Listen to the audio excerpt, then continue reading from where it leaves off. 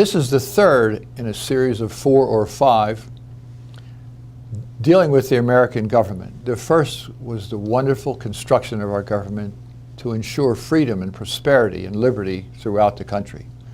The second dealt with the Congress and some of the things that they have done to destroy those liberties. This third one deals with the presidency. The president's job is simply to enforce the constitutional laws created by the Congress. And also, during a war, he should be the commander-in-chief. He doesn't have the ability, or shouldn't have the ability, to create a war, but he has the ability, or the requirement, the responsibility to be the commander-in-chief during a war. Also, the president is supposed to represent the country diplomatically, so that we speak out of one voice in terms of all 50 states. At first, the president was chosen by electors who were chosen in turn by the state legislatures. That process was soon eliminated. The electors still exist, but now they're pawns of the political parties. Now that presidents are primarily elected by the voting public, we're in the position where the newspapers, the TV, the radio, all those people being controlled by the government in large part, they can hide the true character of the candidates and their histories and their real agendas. As a result, almost every time we elect a president, we get one that's worse than the one before. And so they're very dangerous to the future of our country. And one of the ways that that's true is something called an executive order. Now, the president is the chief executive of the nation. His executive orders are strictly orders for the people working for him in the executive branch. They have no constitutional, no legal power over any other American except his employees. But the presidents have pushed and pushed and pushed one executive order after the other, with the idea that once the executive order is on the books for a certain period of time, it becomes law. They have no right to create any law. No president has any right to create any law of any kind. Those are all unconstitutional, and they're seditious and they're treasonous. And the Congress has allowed the presidents to do just that, create law. Our country now has degenerated into political parties, primarily Republicans and Democrats. If you really look past the surface, there's almost no difference between the two parties. They both have the same ending agenda and different ways of getting there. That's a very dangerous position. Made even more dangerous because people are afraid to vote for a third party, even if the third party stands for what they really believe, because they're afraid they're wasting their vote and the third party can't be elected. That's a lie right out of hell, but the truth is that's the way people think. Now that both the Senate and the House of Representatives represent the people, and there's no representation of any real value for the states, the Congress feels absolutely free to vote all kinds of things that are very expensive and destroy the budget of the United States. And the president, who was given the veto to prevent those kinds of things, goes right along with it because they have the same agenda. Lord Acton, you probably have heard this. Lord Acton once made the comment, "Power corrupts, absolute power corrupts absolutely." There's a parallel statement that I think is equally true. Power attracts corrupt people. Absolute power attracts absolutely corrupt people. And that's what we've come to. It's important that we vote, but it's more important that we restrict the money that's available to the federal government to accomplish things that are outside of their proper functions. And when we do that, we could quickly restore our freedoms. Prior to the year 1900, there were quite a number of presidents who had limited ambition, only to do a good job in the office as president. You probably won't even know or remember the names of most of those presidents. They were people who left the people in peace and in prosperity. They didn't create wars. They didn't overspend. When there was a bill, they made sure it was paid for, and they kept the law. The presidents who are famous, if you will look at them, they're all people who started or participated in wars or just did one thing or another to destroy the freedoms of Americans. Governments grow by creating problems and causing panic. When people are afraid, what they do is they tend to go to the government for solutions, not knowing, in many cases, the government created a problem in the first place. The government also takes advantage of natural disasters, floods, earthquakes, whatever it would be. There's a famous saying from about 10 years ago. One of the government officials said, a good crisis is a terrible thing to waste. And that's exactly their idea. The greatest crisis, of course, is war. And we've been virtually in continual state of war for most of our lifetimes.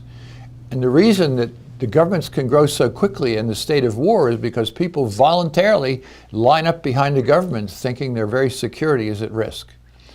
And as a result, they're willing to give up freedoms in exchange for this supposed security. The security never comes and the freedoms are never returned. Let me quote Ben Franklin. A man who will trade a little freedom for the promise of security will receive neither. Again, war is the most troubling possibility. People are willing to give their rights away willingly in support of the war, and even to the place where they're willing to give their lives. That's part of the institution of government schools. In every country in the history of the world, when the governments ran the schools rather than the parents, the purpose of the school was primarily to make good citizens.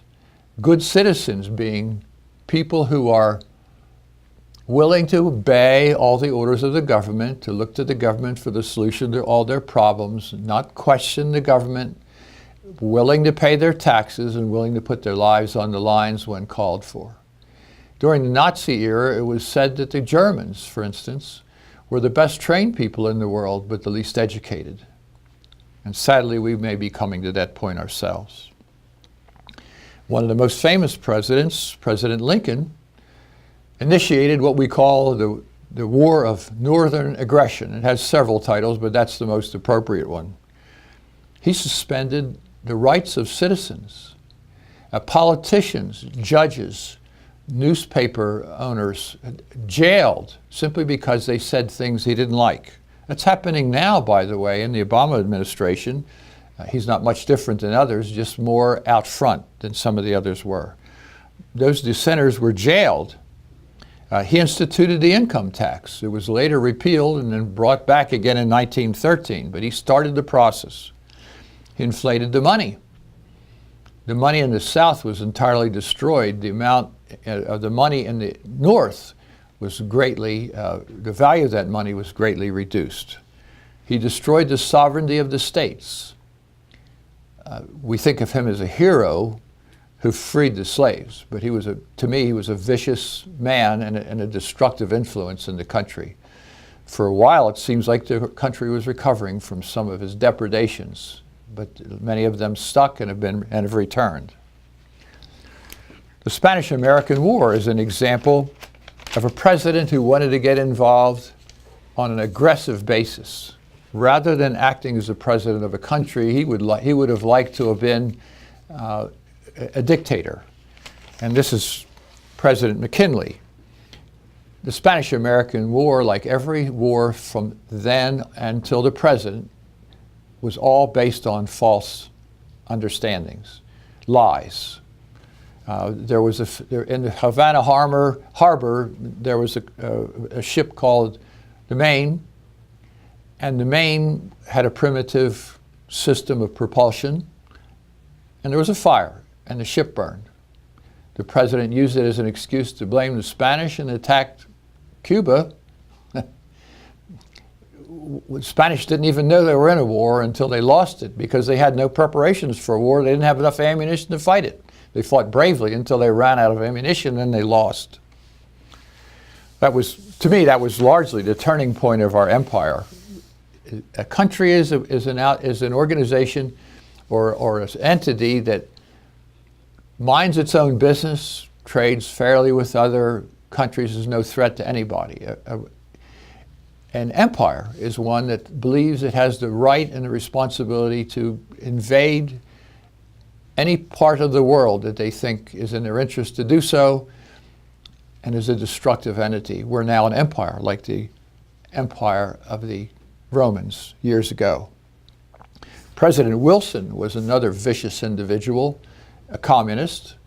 He worked hard to get us into World War I and set everything up so that we would enter. He would convince the Americans it was necessary. Hundreds of thousands of American soldiers died in that war, completely unnecessary. The sinking of the Lusitania was the immediate reason. He deliberately sent the Lusitania, a personnel-carrying ship, loaded with munitions. And the Germans knew it and told them they had to blow the ship up to protect themselves in the war that they were conducting, and it was used as an excuse to enter the war. World War II. President Roosevelt wanted to get into that war in the worst way. He played the same games with the Germans in that war, and he also greatly insulted the Japanese and cut off their oil supply. They had no oil supplies of their own. So he was challenging a very proud people. Well, they were vicious, they were acting viciously, but he challenged a very proud people and forced them into a war.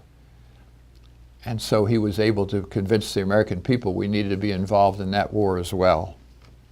Korea, Vietnam, all those wars were a lie. It's clear now that Gulf of Tonkin incident never happened. That's what got us into the Vietnam War. Now they've gone further. The president and his people, and it's all, in all likelihood, the Oklahoma City bombing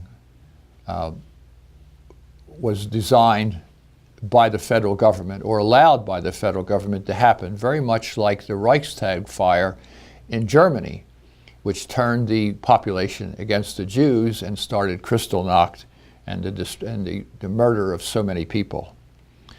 We've attacked Iraq and Afghanistan. We've upset and destroyed the governments of many other countries where the people are killing each other in vast numbers. That brings us to the present.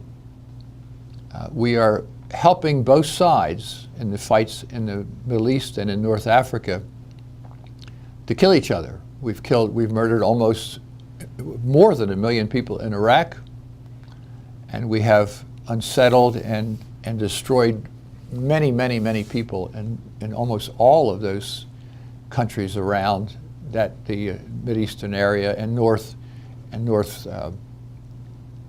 Africa. As a result, we're hated all over the world, and that can't do anything but cause a response which can be deadly to the United States. It's a sad issue, but it can be fixed, not only through voting, but by controlling the amount of money the politicians have to spend for these destructive activities. I hope that's helpful for you to understand how the president has been involved time after time, each president in turn, in these destructive activities.